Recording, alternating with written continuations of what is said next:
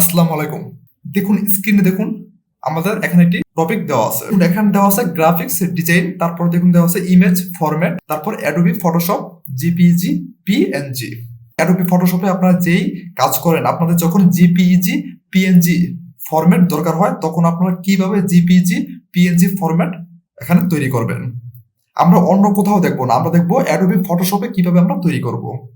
যখন আপনারা graphics design নিয়ে যখন কাজ করেন, যখন আপনাদেরকে অ্যাডোবি ফটোশপের ইমেজ জেপিইজি, পিএনজি ভাবে তৈরি করে দেওয়ার জন্য বলে, তখন আপনারা কিভাবে একটি ইমেজ জেপিইজি, পিএনজি তৈরি করে দিবেন, এই টপিকটা আমরা দেখবো। চলুন আমরা দেখি ইমেজকে আমরা জেপিইজি, পিএনজি ফরম্যাটে তৈরি করব। আমি অ্যাডোবি ফটোশপ আমরা ওপেন করেছি। আমি আপনাদেরকে দেখিয়ে দিচ্ছি আমরা কোন অ্যাডোবি ফটোশপ ব্যবহার করব। এখন এখানে হেল্পে গিয়ে গেলাম অ্যাডোবি ফটোশপ। এই অ্যাডোবি ফটোশপটা আমরা ব্যবহার করতেছি, অ্যাডোবি ফটোশপ 7.0। আপনারা চাইলে যে কোনো অ্যাডোবি ফটোশপ ব্যবহার করতে পারেন। কোনো যে অ্যাডোবি ফটোশপ গুলো আছে আপনারা চাইলে সেখানেও আপনারা একই কাজটা করতে পারবেন। আমরা যখন কাজ করি আমাদের প্রতিটা অ্যাডোবি ফটোশপ আমাদের জানা দরকার। মনে করুন আমি এখানে একটি ইমেজ নিব, আমি আপনাদেরকে দেখানোর জন্য একটি স্যাম্পল একটি ইমেজ নিয়ে আমি আপনাদেরকে দেখাবো। দেখুন এখান থেকে ফাইলের উপরে ক্লিক করব, আমরা এখান থেকে একটি ইমেজ নিউর উপরে ক্লিক করব, তারপর আমরা এখান থেকে একটি ইমেজ তৈরি করব। একটি পেজ যখন ক্রিয়েট করেন তখন আপনাদের সামনে একটি পেজ আসবে, আসার পর আপনারা এখান থেকে যে কোনো একটি ডিজাইন করতে পারেন। যখন ডিজাইন করবেন এটা তো আপনাদের একটা ইমেজ তৈরি হবে। যখন আপনারা সেভ করবেন তখন আপনাদের এটা কি হবে, এটা একটা ইমেজ হবে। তখন সেই ইমেজটাকে আপনারা কি করবেন, জেপিইজি ফরম্যাটে তৈরি করব, আরেকটি পিএনজি ফরম্যাটে তৈরি করব।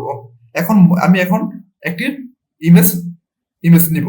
তার জন্য ফাইলের উপরে ক্লিক করলাম, এখান থেকে নিউ উপরে ক্লিক করলাম, এখান থেকে দেখুন নেম, আমি এখান থেকে নাম, দেখুন আমি নাম দেওয়ার পর এখান থেকে দেখুন ব্যাকগ্রাউন্ড কালার, আমি এখানে ক্লিক করব, এখান থেকে ওকে ক্লিক করব। ওকে ক্লিক করার পর দেখুন আমাদের সামনে এখানে চলে আসছে। মনে করুন আমাদের এইটা হলো একটা ইমেজ, আমরা কোনো একটা ডিজাইন করে নাকি শুধু ব্যাকগ্রাউন্ড কালারটা আমরা চেঞ্জ করেছি। মনে করুন এটা হলো আমাদের একটি ইমেজ। এখন এই ইমেজটাকে আমরা যে দুইটা ফরম্যাট দেখিয়েছি, একটা হলো জেপিজি, পিএনজি, দুইটা ফরম্যাটে আমরা তৈরি করব। এখন এখান দেখুন লেখা আছে ফাইল।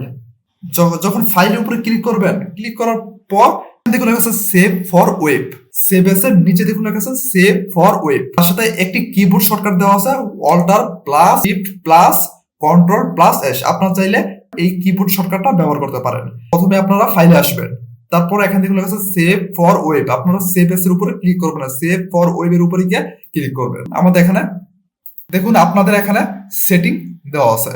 আপনারা কি করবেন, সেটিং এর আননেমড লেখা আছে, তার উপরে গিয়ে এখানে ক্লিক করুন। দেখুন ক্লিক করার পর দেখুন আমাদের দুইটা ফরম্যাট আমরা কাজটা দেখবো। এখানে জেপিজি আমাদের ফরম্যাট দেওয়া আছে, জেপিজি কোয়ালিটি তিনটা ফরম্যাট দেওয়া আছে। এখানে একটা হাই, লো, মিডিয়াম, এখানে তিনটা ফরম্যাট দেওয়া আছে। আপনারা চাইলে আপনারা বাইরে যখন আপনাকে বলে হাই অথবা লো, মিডিয়াম, আপনাদের যেটা বলে সেটা আপনারা ফরম্যাট তৈরি করবেন। যখন আপনারা তৈরি করেন আপনাদের যেটা প্রয়োজন হয় তখন সেটা আপনারা এখানে তৈরি করবেন।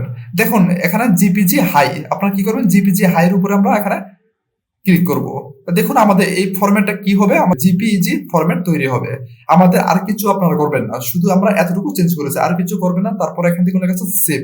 দেখুন আমরা যখন সেভের উপরে ক্লিক করেছি তারপর আপনাদের সামনে এমন চলে আসবে। আসার পর আপনি কোথায় রাখবেন ফাইল, আপনার ডেস্কটপের ভিতরে কোথায় রাখবেন আপনারা সেটা ঠিক করবেন। আমি এখন দিস পিসিতে ক্লিক করব, এখান থেকে পিকচার্স উপরে ক্লিক করব, আমি এখানে ক্লিক করব, আমি এখানে রাখবো। তার জন্য আমি এখানে সেভের উপরে দেখুন আমাদের এটা সেভ হয়ে গেছে। আমরা এখন সেখানে গিয়ে দেখব। তারপর দেখুন এখানে পিকচার্স উপরে ক্লিক করব, এখান থেকে পিকচারটা আমাদের তৈরি হয়ে গেছে। দেখুন আমাদের যে পিকচারটা তৈরি হয়ে গেছে। মাউসের রাইট বাটন ক্লিক করার পর দেখুন লেখা আছে প্রপার্টিজ। এখান দেখুন জেনারেলে আসার পর দেখুন এখানে লেখা আছে type of file, JPG file. দেখুন আমাদের এখানে চলে আসছে। আমাদের মনের মধ্যে একটি প্রশ্ন থাকতে পারে, জেপিইজি দেওয়া, কিন্তু আমাদের এখানে জেপিজি দেওয়া। জেপিইজি আর জেপিজি এটা একই। দেখুন আমি আপনাদেরকে দেখিয়ে দিচ্ছি। ফাইলে যান, এখান থেকে গিয়ে দেখুন এখানে লেখা আছে সেভ এস, তারপরে ক্লিক করেছি, দেখুন এখানে আছে ফরম্যাট। ফরম্যাটে যখন আমরা ক্লিক করেছি দেখুন এখানে আমি আপনাদেরকে শুধু দেখাচ্ছি জেপিইজি আর জেপিজি একই, শুধু আমি আপনাদেরকে এটা দেখাচ্ছি। দেখুন এখানে জেপিইজি দেওয়া আছে, তার ভিতরে দেখুন এখানে ব্র্যাকেটের ভিতরে দেওয়া আছে জেপিজি, জেপিই দেওয়া আছে। দেখুন জেপিজি তার ভিতরে জেপিজি দেওয়া আছে। এটা আপনাদের জেপিজি আর জেপিজি এটা একই। একটি ইমেজের ফরম্যাট তৈরি করেছি জেপিইজি ফরম্যাট। এখন আমরা দেখব পিএনজি ফরম্যাট কিভাবে তৈরি করব। এখন আমরা অ্যাডোবি ফটোশপে আমরা দেখবো ইমেজকে আমরা কিভাবে পিএনজি ফরম্যাটে তৈরি করব। ইমেজকে পিএনজি ফরম্যাটে তৈরি করার জন্য এখন আপনারা কি করবেন, এখান থেকে মনে করুন এটা হলো আমাদের একটি ইমেজ, ফাইলে আসবেন, তারপর এখানে সেভ এর উপরে ক্লিক করবেন না, সেভ ফর ওয়েবের উপরে ক্লিক করবেন। তারপর এখান থেকে সেটিং, এখানে যান, এখান থেকে গিয়ে দেখুন একটু নিচে দেখুন লেখা আছে পিএনজি। চাইলে এখান থেকে যে কোনো একটি পিএনজি দিতে পারেন। আমি এখানে এই পিএনজি আমি এখানে এটা দিয়ে দিব। দেওয়ার পর এখান থেকে লেখা আছে সেভ, তার পিকচার্স আমরা এখানে রাখবো। এই নামটা আমরা এখন পরিবর্তন করে দিব। দেখুন নামটা পরিবর্তন করে দেওয়ার পর এখান থেকে সেভ উপরে ক্লিক করুন, পিকচার্স তারপর এখানে দেখুন আমাদের দেখুন পিএনজি ফরম্যাটে চলে আসছে। যখন আমি এখানে ক্লিক করব, দেখে প্রপার্টিজ উপরে ক্লিক করুন, দেখুন আমাদের পিএনজি ফরম্যাট তৈরি হয়ে গেছে।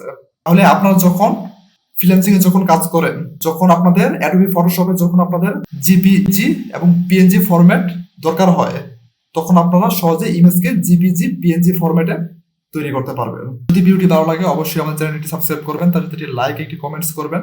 আবার দেখা হবে পরবর্তী ভিডিওতে। ভালো থাকবেন, সুস্থ থাকবেন, সবাইকে ধন্যবাদ।